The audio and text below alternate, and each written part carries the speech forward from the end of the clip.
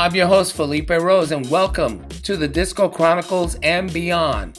This podcast is about the disco era, the music, the culture, and the impact it's had on the world today, and why disco is still so hot. After successfully touring the world for over 4 decades as one of the original co-founders and members of the world-famous Village People, selling over 100 million records, this disco king truly knows a thing or two about the disco era. So sit back and relax and enjoy my conversation with my guest today. Mark S. Berry is an American music and film producer and the chairman of AMG. He has worked with Grammy and Juno artists such as Carly Simon, Paul McCartney, David Bowie, Duran Duran, Billy Idol, Boy George, Yes, Joan Jett, Cameo, and Kool and the Gang. He is a Brooklyn native like myself. Mark has started his business activity in 1998 with the startup Canadian film giant Alliance Atlantis. He launched AMG as a media company to sign and promote artists and insert music info into film content. That's going to be interesting to hear. The company is based in Toronto, Canada, and has satellite offices in US, Hong Kong, China, and also South Korea. Berry has attained 36 international gold and platinum records for the artists he has worked with as producer, engineer, remixer. It gives me great honor to welcome to the Disco Chronicles and Beyond, Mark S. Berry. Yeah, cool. So we have a lot of mutual friends in the business. Yes, we do. I'm going to start right now. Everyone, good afternoon, good evening. Welcome to the Disco Chronicles and Beyond. My guest, and it's been long awaited and waiting for this man to be on the Disco Chronicles today, Mark S. Berry. Berry, how are you? Very, very good. Everything good with you? Excellent. The weather in Canada is? It's nice today. Weather's starting to get nice. We had a bit of a brutal winter, but it's starting to warm up. Yeah, you guys have had some cold. We got hammered a couple times. Yes, you did. I'm on the Jersey Shore, Asbury Park. Okay. So, no snow, barely. No snow. But that doesn't mean that it can't snow in April, because it once snowed in April on our way going to Vegas. That's right. And we were at JFK, I think. And yeah. Well, all the airports shut down for an inch of snow there. So yeah. So we do have a lot of friends in common. Yeah. We have Alan Grubman. Yes. Paul Schindler. He was our first attorney. Yeah. And then we went with Schindler, which was with Endersky. Yeah, Grubman, Endersky, and Schindler. That's it. And I was with Paul. Paul was my very first lawyer in the business. He is still my lawyer to this day. And we continue to work on deals together. He's a great lawyer and a great friend, and got me out of a lot of hot water. Well, the thing is that it's always with all of us, and this is why I love this podcast, because we really talk real industry talk and stuff things that we don't normally talk about socially, because it's not proper, and it's just it has its time and place. But there are hurdles, a lot of hurdles. You know, that's why you have to have the big attorneys, okay? And Wallace Collins has come in for a pinch for me many times. Yeah. Wallace. Yeah. And so Jelly Bean introduced. I used to hang out at the Funhouse, and Jelly Bean introduced me to Paul, because Jelly Bean brought Madonna up to Paul. Exactly. And then I hooked up with. I first met Alan, and then Alan introduced me to Paul, and I met Jacques Morali several times up there, and at the Grubman, Endersky, and Schindler. There's on Madison and 57th Street. But another Funhouse, at the Funhouse and the Danceteria, right?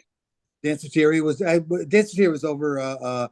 in the teens. Funhouse was in the 20s. So, another interesting connection is that for 12 years, I worked for Vanguard Records, and I worked at their Oh. studio on 208 West 23rd Street, and across the street was the YMCA. I thought you were going to talk about. I thought you meant that it was a person, and you're right. Was that the McBurney?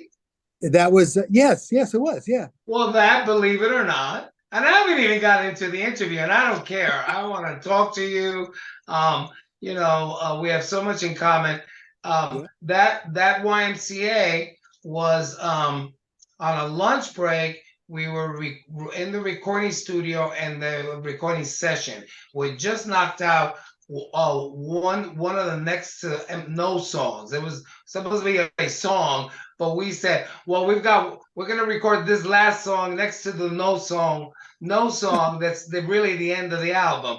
So we knocked that out. We broke to lunch, and then when the Jacques Morali came back, that the thing was that people really, the French and American connection was the alliance was very interesting. Yeah, In relations to who we were to each other and understanding each other. And a lot of things that he threw at us, and I was always rolling my eyes like, oh, another stupid song. But because after he discovered me, when I was dancing and singing in New York, and in particular the Anvil, where he first saw me. I remember the Anvil. Yeah. And I'm proud to say that I was there. Everyone has his humble beginnings, right? Yeah. So we returned after lunch, and he's asked us in his French accent, "Chéries, my Miss Darlings, what qu'est-ce que c'est EMCA?" And we kind of looked at him like, "What?" And so and someone said it in the group, "Oh, you mean Young Man Christian Association?" Yeah. He literally turned around. The genius of Jacques Morali, you gotta give it to him. He was cheated out of those Billboard awards for producer of the year. He really was, and he was furious about it. So he turns around and says, "We're going to write a new song, YMCA," and we just looked. I went, "Oh, again." Another stupid song. After Macho Man, I was like, what's next? And then the song is recorded, and they wrote it very quickly. Because he literally turned around and he said, "Young man, da da da da da da da da, young man," and it was like that was it. That was the hook in his head. He had it, and they wrote it out. We broke down the parts. We recorded it. Song goes on the album. Last song on the Cruising album. Send it to the late legendary Neil Bogart. Yeah. He listens to the entire album, and the album was going to be called it was the Cruising album, but the first single was going to be The Women, tribute to Hollywood women, Diana, Liza, they are women. So he hears YMCA and he said, "No, this is the single." And I'll tell you, that was a 3 million singles in the US alone, 12 around the world. That was an international smash. Every major territory went top 10 in every major territory around the world. It's a juggernaut. I mean, it's still playing. Absolutely. I hear it now Right. I hear it now. So our connections, like with the Attorneys and Madonna, because she was our opening act and when she had the song Everybody. I think she worked on that with Jelly Bean. And so she had her dancers were her two male dancers, and the bracelets and the pants and all that. Right. And she was really being a grunge girl then. Right. And grunge is hot today in fashion. Right. So she had an 8 o'clock show at the Casanovas in Hialeah, Florida. So it was that kind of crowd, Latino, mafia, gay, everything. And then we had a show at 10. So she's entering the hotel, coming back from the gig, and we're standing there waiting for the van to take us there. So the guys will just stare at her and look at her and say, "Hey there, how are you?" And she waved. And so I'm standing there and I'm smiling, and a member in the group says, she won't last. And I said to him, I don't think so. You're not from New York. I mean, you don't club in New York. You go home. So I said, you gotta watch that girl. Watch it, and look what she's done. Yeah, yeah, of course. She's an international star. Absolutely. So here we go. I just want to tell you because there's so much on you, and so I did notice on several of your social media pages that you're on Facebook. It's over 5K followers, and then Yeah. I look over and it says 0 followers. You're not following anybody. So my question to you is: are you doing it because it's less baggage? I'm not really that savvy in the social media world.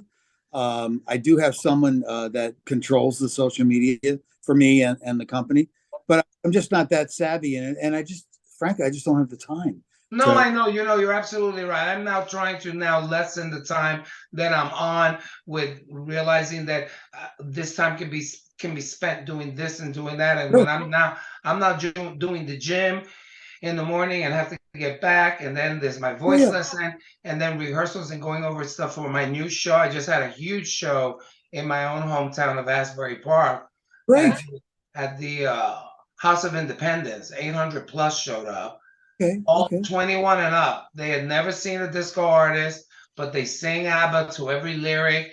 They sing, My Sharona, anything relatedly close to disco, and Bee Gees and all and Village People music. They sing it out loud. So they dress up, they don't. Yeah, But it's that college going into 30 multimedia to it. But when I came out on that stage, it was like they lost their minds. yeah, great, And that's great. incredible that this music that we all worked on and you as well It'll worked last on. years last for years. Yeah. So the thing is that because you're from Brooklyn, I'm from Brooklyn. What section of Brooklyn? I'm from Sheepshead Bay, Brighton Beach, Okay. So, 12th and well, X, the Island right, Ave. but my mother, after Brownsville, and then I came into the money.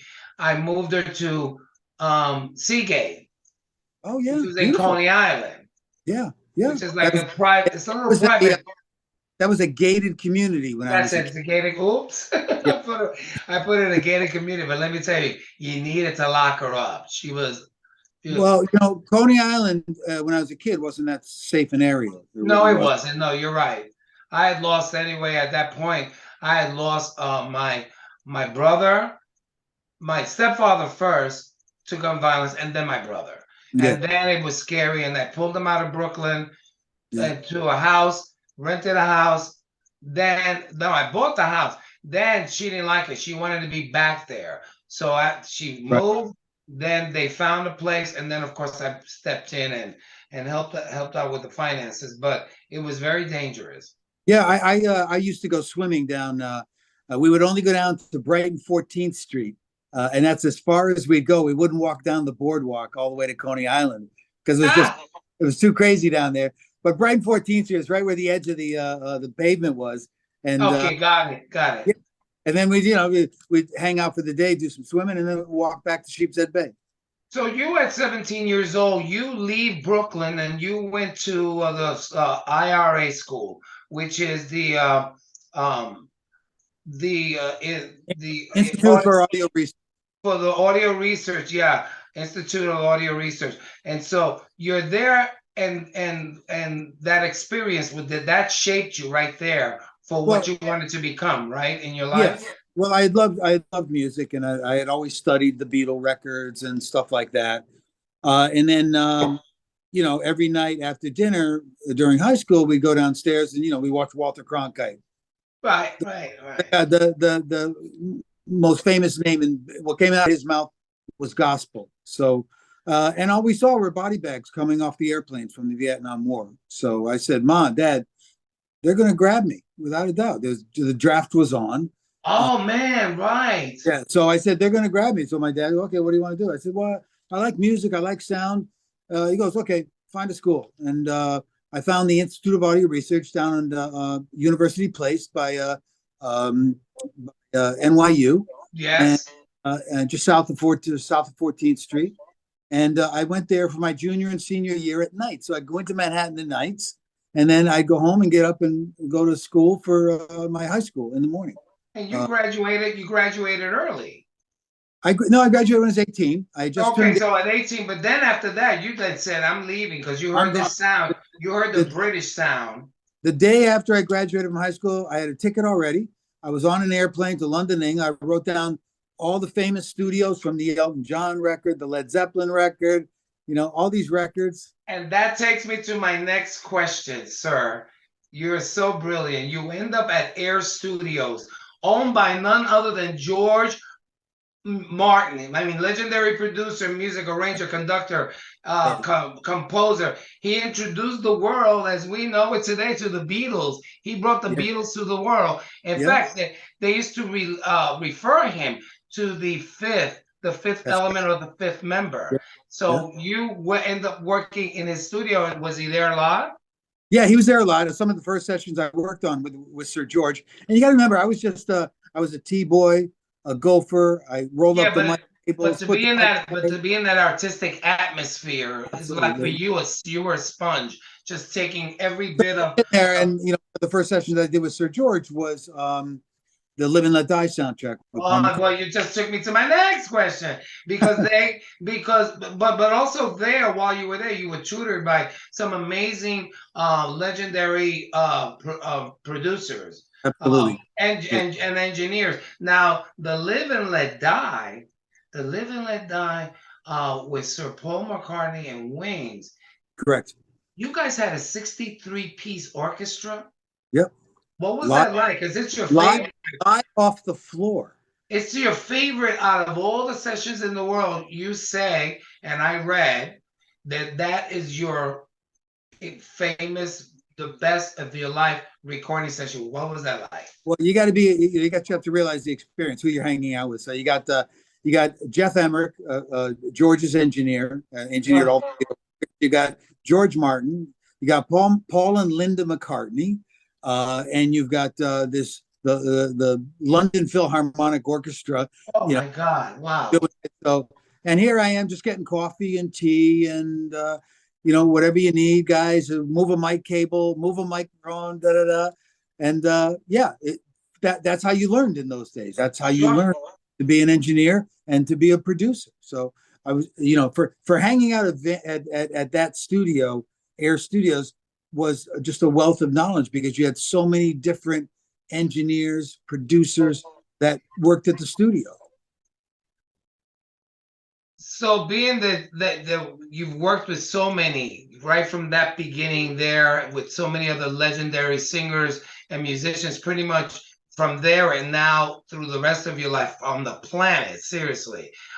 What was your favorite artist or musician, and from what era?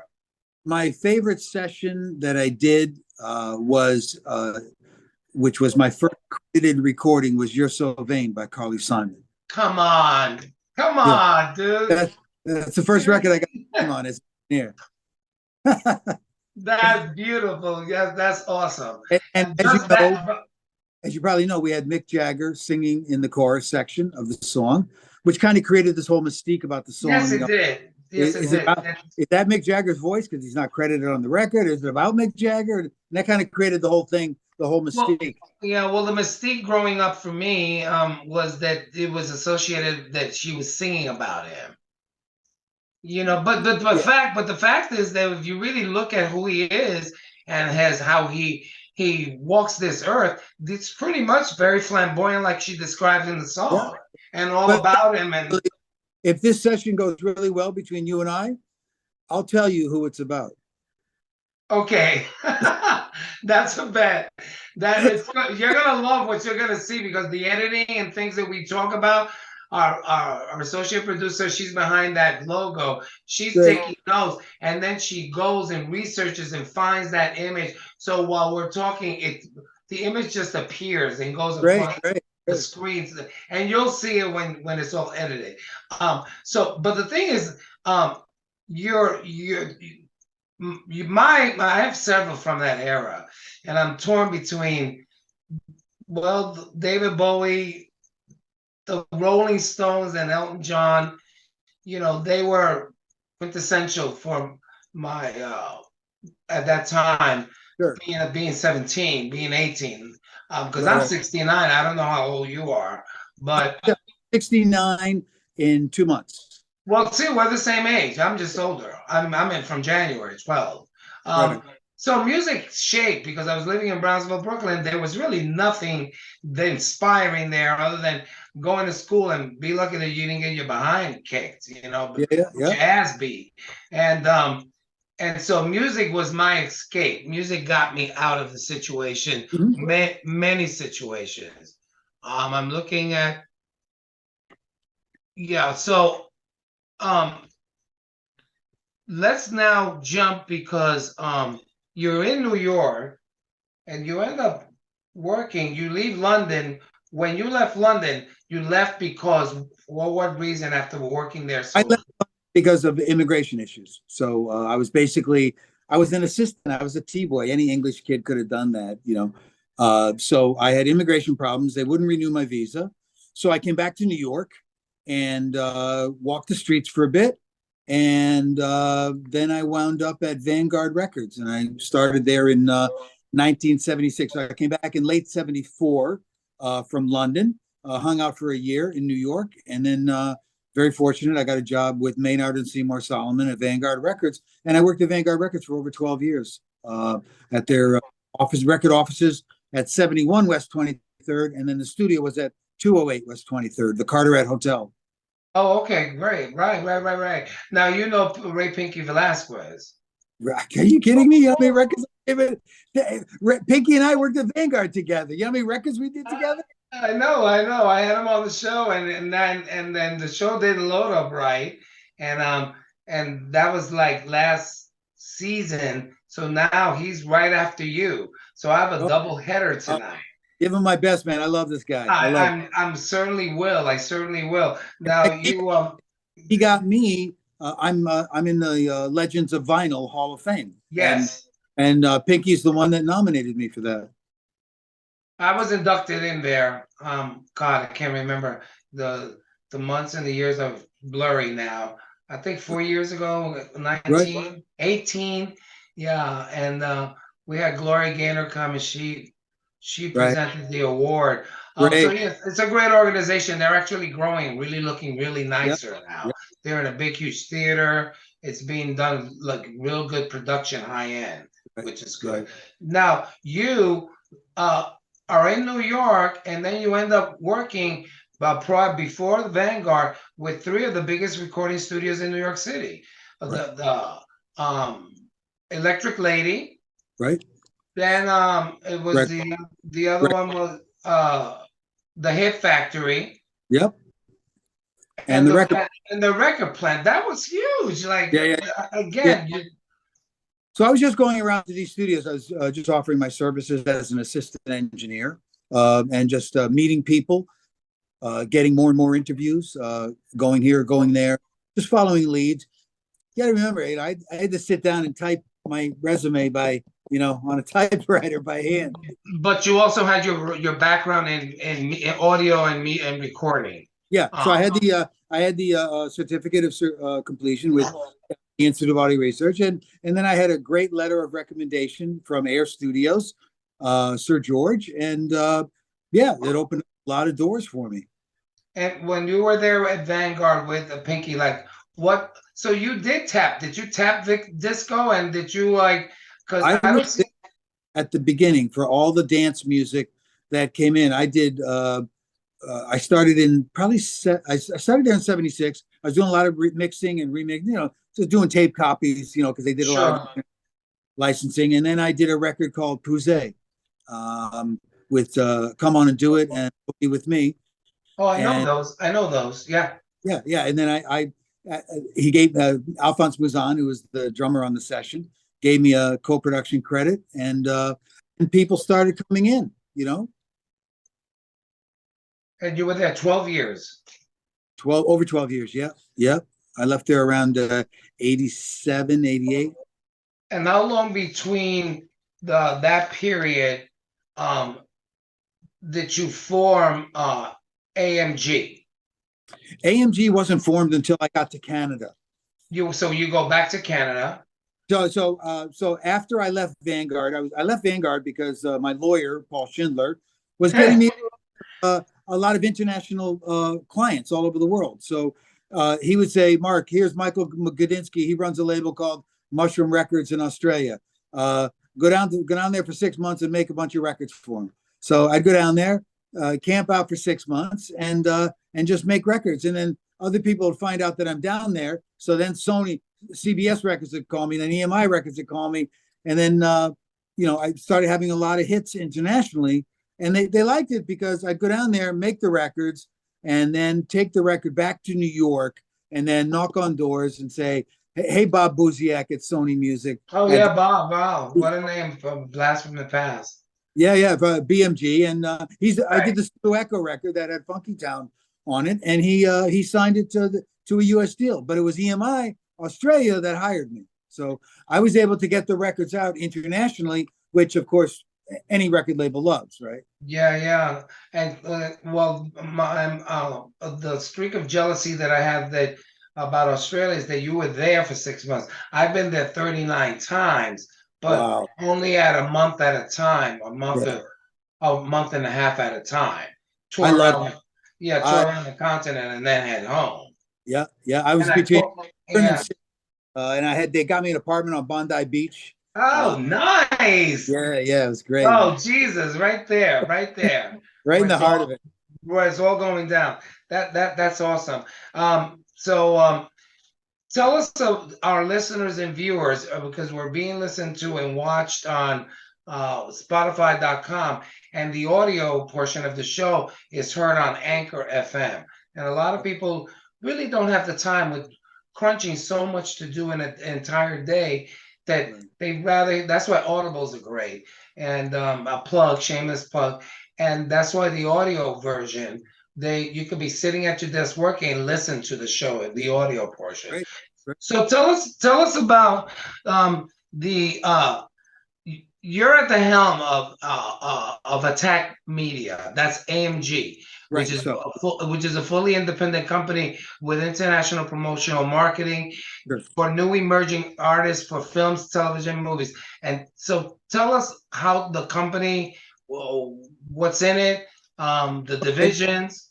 yeah. So I met a guy named Robert Lantos, and I did a publishing deal with the division of Robert Lantos is a very famous Hollywood producer, won the Oscars, and he had a company called Alliance Atlantis here in Canada, and I did a publishing deal They're with huge. their massive company. Mm-hmm. Publishing deal with their publishing division called TMP, the music publisher, and Frank Davies. And we were putting, because of that deal, I was putting a lot of music for the clients that I was producing into feature length film and television programming. So for me, it was great because I had an immediate outlet for and making money for my clients on music. Put a Right, song in a movie, sure. you make 5, 10, 15, 20 grand, putting a song in a movie. So I did that for a while. And then AMG got put together. We had Attack Media Group, and then I just kind of shortened it into a moniker, AMG. And then that started out doing music promotions for independent acts. So they would come to me and they'd say, "Hey, Mark, how do you get into Spotify? Mark, how do you get onto digital radio? Mark, how do you put a song in a film, a TV show, a video game, advertisement, a movie trailer? How do we do this?" So we have that promotion division. And then AMG has a film division called AMG Visuals. And the first movie that we put out with the help of Paul Schindler was the Drake documentary called Homecoming. Okay, so you know what? We're gonna take our first break, and I'm gonna bring you back about the visuals because I like that department a Okay, lot. great. We'll be right back. Our first break. This show right now is on Spotify.com, on Anchor FM, and with our guest, Mark S. Berry. We're taking a pause because we're going to stay live on Anchor FM while we take our first break on Spotify. And we're back, everyone, with my guest today, Mark S. Berry, legendary recording producer, remixer, you name it. We're now talking about AMG his media, I call assault company, that really gets entrenched in the music business with artists. We were talking about one of the divisions which I found interesting, which is the visuals. Correct. So yeah, so the visual started out with I got a hold of this documentary on Drake called Homecoming, which was Drake had just dropped his mixtape. He was really hot on the street. He was still doing Degrassi. He had just left Degrassi, and some of his high school friends put together a show at the Sound Academy here in Toronto. The really cool night spot on the waterfront, and they filmed it, and it was very popular, very successful show for Drake. Sold out performance, and we picked up the master distribution rights for that film. We did a deal with AMC, the theater chain. We did 1,400 theaters worldwide over 2 nights, and it was very successful for us. And it kind of got us into the film business. Paul Schindler put together a DVD and broadcast deal with James Prince, Right. who was another one of Paul's clients, which is why I liked working with Paul, because we did all this intermingling of clients, and it was just a massive connection warehouse at Grubman and Dursky and Schindler. So I did. Look at the artists that they represented. Oh God! And I'm kind of wondering while you're speaking. I'm like saying, God, why didn't we ever even like brush up against each other during that time? You would have done wonders with the group. I just told Paul the other day, I was remodeling my office here in Toronto, and I found an old Grubman and Dursky Schindler client list from 1991. I swear to God, Philippe. Oh man! And you know what that's going to be worth? I had to call up Paul, and I said, "You represented Cher? You represented Bon Jovi? Look at you! I would have been too, like a little kid, like finding all of this, like things that people don't know who these people represent, which is amazing." Yeah. So I did the movie with Drake, very successful for us, and then we got into executive producing films, where we're involved on a financial basis in putting the funding together. And then we also have always done music supervision for films. So people would come to us and say, okay, we want this song, this song, this song, this song. Go get the master rights, go get the synchronization rights, the publishing rights, and then put it all together and then get it out. So right now we have we just did the Mel Gibson film called Bandit. That's out, and we have a project called The Sacrifice Game for the Shudder channel, and that's AMC. That's coming this December. It's a Christmas themed movie. So we just did that. We're executive producers and music supervisors on that as well. So we like that business model of we can invest in the movie financially, and then we can also extract some money out of the budget in terms of being paid as music supervisors as well. Right. Okay, so you wear 2 hats there. That's great, because it's interesting. Do you work on any like movies, like say like Native inspired, or with that type of theme? Because I'm a 4-time Native American Music Award winner. I've written and produced with my songwriters some amazing songs that won awards. I'll have to send that to you, because if send me your catalog, something falls on your lap, you're gonna go, hey, Okay, yeah. We have a huge catalog. BMG Music owns 50% of 2 of our music publishing divisions, so they're great. I mean, they control 68 million copyrights worldwide. So they're great. If we need a song and we need a favor, right. And you guys are also associated with Viacom as well. Yeah, well, through Paul again. Through Paul, right? Okay. So Paul had Viacom as a client. So we did all the music for MTV, all the TV shows, the Nick and Jessica, and the whole thing we used to do, which we still make money on, because they play those shows over and over and over and over again, and our clients are always making money from the residuals that come in from the performances.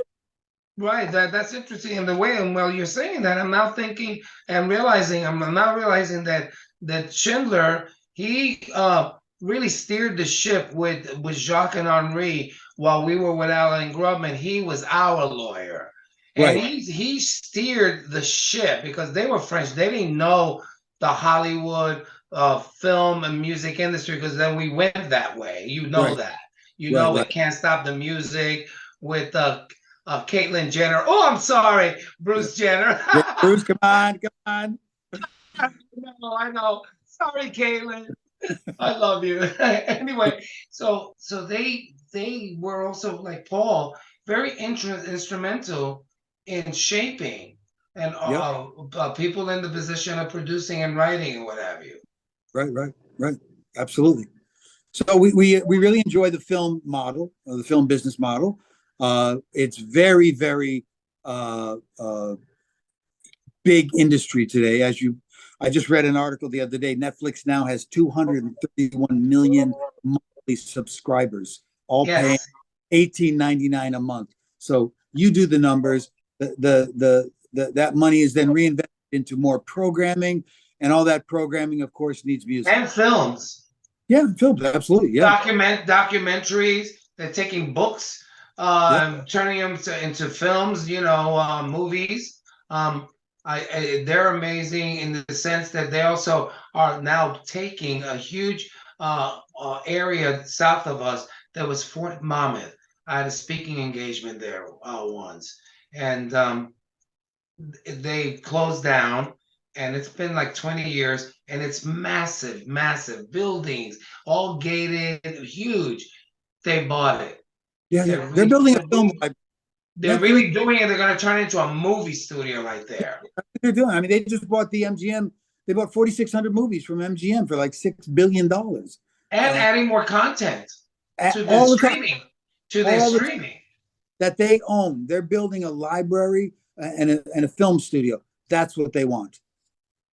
And the thing is that because of the in the creative section where the artist creates the content, and then you show them how you stream it and make money from it. It's pretty much the same with Sound Exchange, Right, but there are other different sound exchanges around the world right. Yeah, yeah. with various names. Yeah, we have what's called MROC, Musicians' Rights Organization of Canada. It's the equivalent of collecting of Sound Exchange that collects all the digital revenue. So, for example, if I put a song in a movie, and let's say it's in a really popular scene for 90 seconds, whatever, and that clip comes off and it goes into YouTube, and let's say 40 million people watch that little clip. That means 40 million people listen to the music. So that's payable revenue to the rights holder, and that's collected digitally through what's called an ISRC code, International Sound Recording Code. Yeah, That's right. to each song that leaves my company. Well, it's interesting. I find a lot of people that send me from around the world, just certain songs in particular because they know I like a certain movie, and they actually send me that dance scene or that musical scene, Right, and I'm saying to myself, okay, so they obviously went to that scene and typed the name of the song. Just in right. speaking there, that I may have mentioned, oh, I saw this movie and heard this amazing song that I love, or the soundtrack, or the Mhm. beginning of the film. And then that friend will remember and then send me that through YouTube because they took a section of it, typed it up, it came up. You're getting paid. You're getting paid. I'm getting paid or they're getting paid. Well, whoever owns the ISRC code gets paid. Gets paid. Well, then they got paid. Yeah, okay. They got paid. So I'm making a lot of money for them too. Yeah. Still. Still, but I gotta tell you something. I mean, things are really good still, and even after Life After Village people, and I'm blessed, and I love the fact that this show will be around forever in talking about the music industry in ways that many people don't know it, and hear it from people like Steve Thompson, 7-time Grammy winner, which I believe you know. I see very well. Tell him I said hello. I haven't spoken to him yet. I will do that. But he's a hard guest because he drops, he does lots of, he has a potty mouth. So I Yeah, have to yeah. so the thing is that this show is basically to set the record straight. And then in the season 1, people were the guests. Going into season 2, we talked about where disco was. where it was, how it started, where it was, and where it ended up, and how it trickled and became underground house music, Right. Chicago house, free, freestyling became, and it's still there. People are still dancing to Yeah, it. yeah, And absolutely. now it's big. It's having its rock and roll moment. Right. Right. So Absolutely. I'm doing pretty good. Yeah, I'm you're doing having great. I'm having a good time. I'm having a good time. Um, and so that being said, there was another section that I also found interesting in one of your divisions. Can you tell us about how the artist management division works in at AMG? Sure. So we're actively pursuing artists. We signed our first artist client. Actually, we have two artist clients. We signed a 14-year-old kid, Mikey Demetto, uh, phenomenal singer, and we're going into production on that soon. And we signed Josh Turk, who's a very talented Canadian-based singer songwriter. So the management division, we basically come along and we say, okay, you got the goods, but you don't have a way to get it out. And I'm connected internationally, so I can help you get it out into Spotify, into movies, TV shows, video games, advertisements. We just put a song in a European car ad, Philippe. They paid my client 175,000 euros for a That's 1 year term just for Europe. just So to use the song for 1 year. 1 year term. And I mean, true, all the car companies have the money and all the mobile phone companies have the money. Yep, But if absolutely. they want the song bad enough, they will pay you for it. Okay. And if it works, whether it's beat appropriate for the scene, whether it's lyric appropriate for the scene, whether it's atmospherically appropriate for the scene, they'll pay you for it. All right. And that's what we do with artists. We take their music and we say, okay, I can get it to 2,000 ad agencies. I can get it to film and TV companies, music super.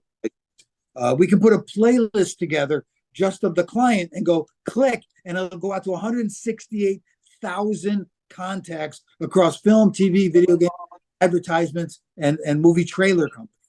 There's so many areas that they pay you for it for the usage. That's incredible. I mean, I hope that many of our listeners that are aspiring artists, up and coming artists, or artists that want to get back into the game, please, this is the episode I'm going to scream about for weeks to go here, for weeks to come. And the thing is that I find it very interesting that the world that we're living in now, everything is streamed. Everything. Listen, Everything. when we put that song in that Netflix show, that artist gets paid 5 years from now when they play the movie on Netflix in South Africa, wherever. Okay. They're still making money. And that's the key. Another thing we do is we have over 55,000 digital radio stations worldwide that we service with music. So if a client comes to us and they've got 100 songs and they've got like 4 records that they did going back 15 years, right? And they're just sitting there doing nothing. We can take those records, dust them off, put them into digital radio where they're played over and over and over and over and over again, worldwide on the internet. And you're paid as long as your registrations are correct, right? Through SOCAN, through ASCAP, BMI, and Sound Exchange, then all the revenue flows back directly to the rights holders. So there's tremendous value in artists that have back catalog that's just sitting there doing nothing. They're playing it every month for their friends that come over in their living room. You know, it's like, hey, let's take that record and we could service over 55,000 stations, right? Now it's up to the artist though to know to check in on all those specific sites for their money, because sometimes if they're not doing that, it just sits there. We make sure that everything's registered properly so that all the revenue flows back directly to the rights holders. to Quite the right often, time. quite often we get involved on a co-publishing basis with the client. And obviously, if we want to get our share of the publishing, everything has to be registered properly. Music to my ears. Yeah, yeah. I've got a new single I'm dropping in May, All right. and then I released one in 21 on about going through PTSD. I had to get out of my head, but artists, when we are going through something emotionally like that, we Sure. write everything. Right, And right. then that message hopefully is something that applies to me that I want to hear, but they can help someone else. So the song was Dance Again, called Dance Again, because I wanted the clubs to be full back with everyone back in the clubs because their clubs Right, were empty. right. So it did well around the world, and we did a video. But because I wasn't in my regalia, I was in a like disco poppy with the fedora and all that. Right. And we didn't do it like a Zoom video. We actually hired a company with stock footage, and I shot footage, Mhm. and we put it out. So it's very interesting. So yes, music to my ears. I have music that you need to hear, and Great. I like co-publishing deals. I love co-publishing. I love co. Right?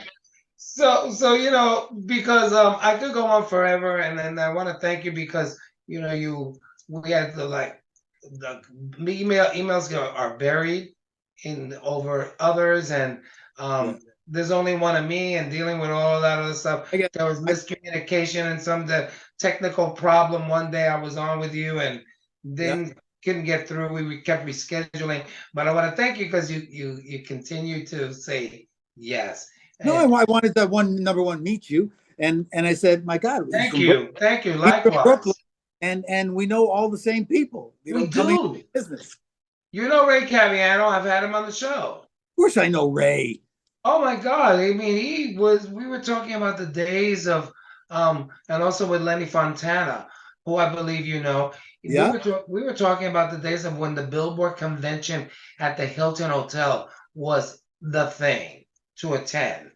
yeah, Now it's on television, it's big, it's like a right. huge award show. That was more intimate.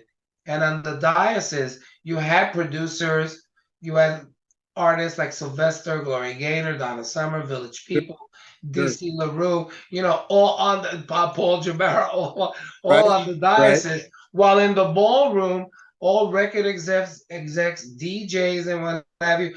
And that era and that time was something to behold. Absolutely. No, I had great fun during that disco dance era, and we were just spitting out the hits, like Yeah, yeah. just But you guys got a hold of the music that the radio stations weren't playing. yeah, See, yeah, yeah. Remember, I did all the yeah, remember Alicia?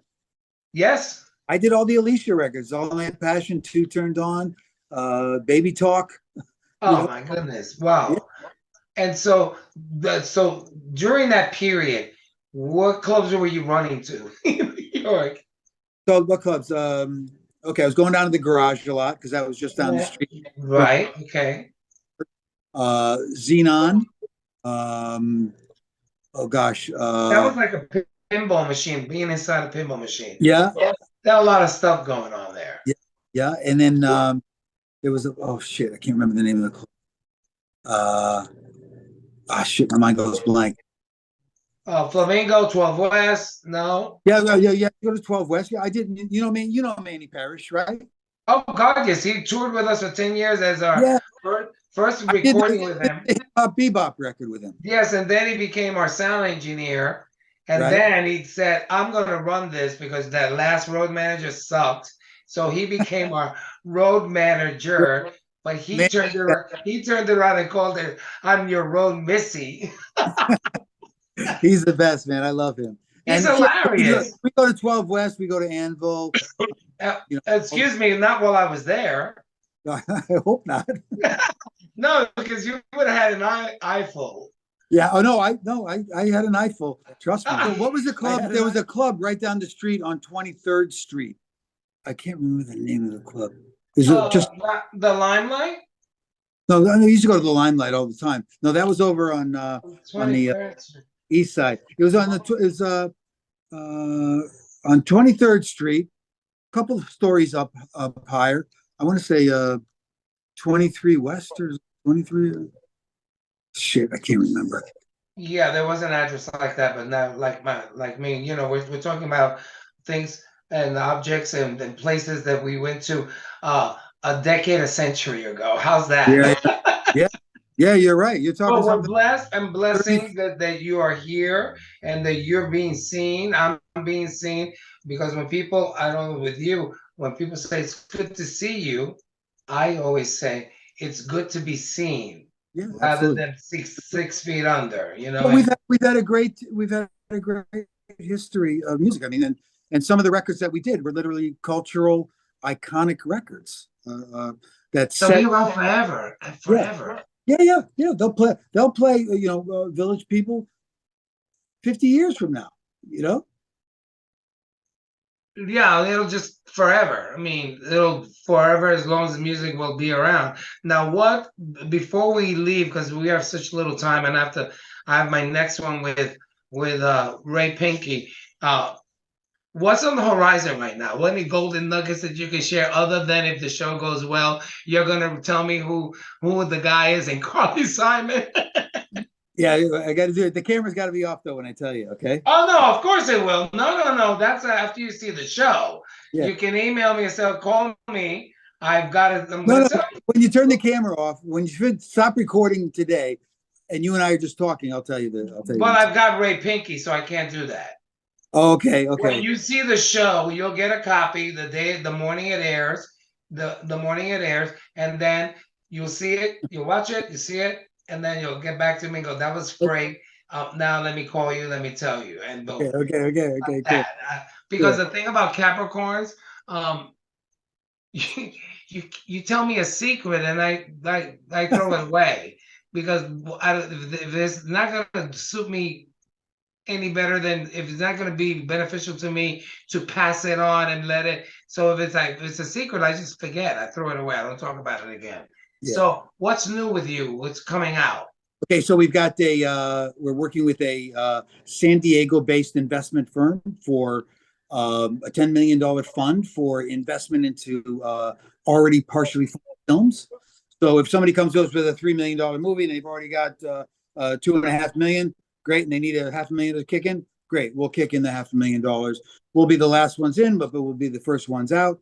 So we're very excited about that because we're going to spread, $10 million across 15 movies and get them all out. And we'll all be involved in the music of getting those up and running as well.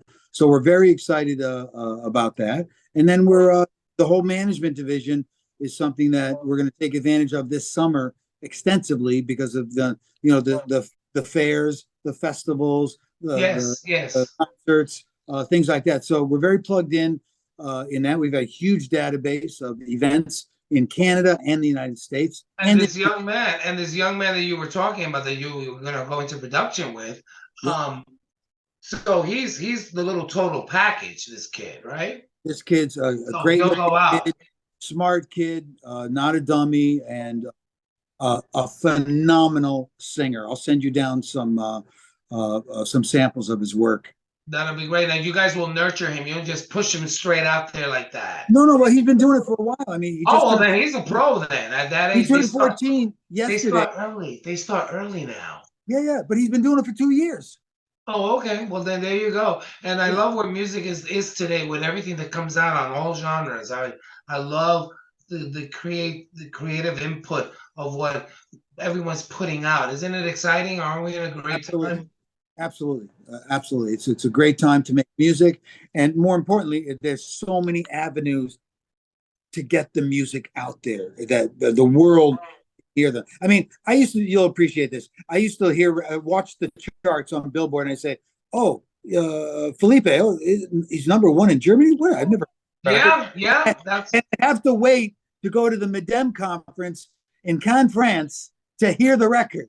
And see us, because Jacques and Henri, they were heavy on Midem and they were heavy on the Cannes Film Festival. We had all the festivals, and I mean, we were toasted and roasted and all that. So yeah, it was such a great time. I mean, it still is now, but music was more dominant than the films. Right. The films, it's backwards now. The films now are now back to dominating. Well, I used to go to Midem every year in Cannes, and the past. But that's all music. That's beautiful. But the past 2 years, I've been a judge for the short film category at the Cannes Film Festival. So it's been, I go back there, when I'm going around, I go, oh my God, I was here with all the music, but now I'm here for the films, side of things. So. Yeah, that the same. What is it? The San Remo Festival in Italy. I mean, that was brilliant because you had you had Sade, Chaka Khan, Simon Labong, Village People. It just went on, and then Yeah, it's yeah, one thing for all of us to perform together on this massive television show, and then it's another thing when we went out and partied. right, right. And Oh then yeah, Lee oh John, yeah, Holly Johnson. I mean, you're talking amazing artists, and I'm just sitting back, just you know, yeah, having out of body experience and just yeah. enjoying everyone.